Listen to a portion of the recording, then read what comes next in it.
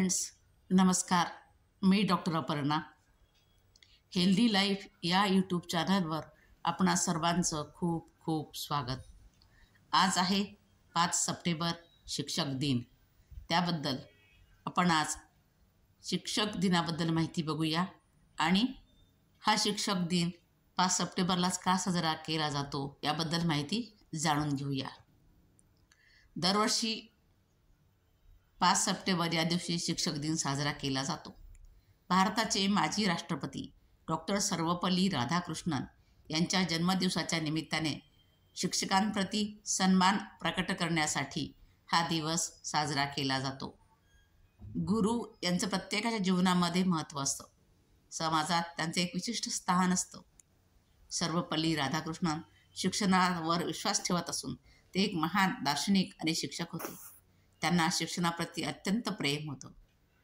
शिक्षकांचे जे 7 गुण सांगितलेले आहेत ते त्यांच्यामध्ये विद्यमान होते.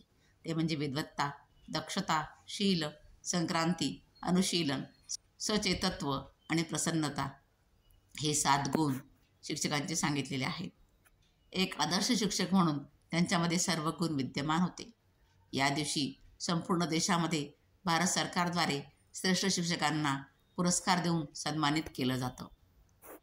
1962 पासून डॉक्टर राधाकृष्णन यांच्या शिक्षण आणि विद्यार्थ्यांबद्दलच्या उल्लेखनीय दृष्टिकोनाचा गौरव करण्यासाठी 5 सप्टेंबर हा दिवस भारतात शिक्षक दिन म्हणून साजरा केला जातो.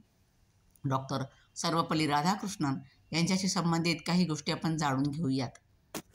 डॉक्टर राधाकृष्णन यांचा जन्म 5 सप्टेंबर 1888 रोजी झाला. त्यांचा जन्म तामिळनाडूच्या तिरुत्तनी शहरात तेलुगू कुटुंबात झाला. ते अभ्यासात हुशार होते. त्यांना अनेक शिष्यवृत्त्या मिळाल्या. तिरुपतीच्या एका शाळेमध्ये शिक्षण घेऊन नंतर वेल्लोर येथे ते स्थायिक झाले.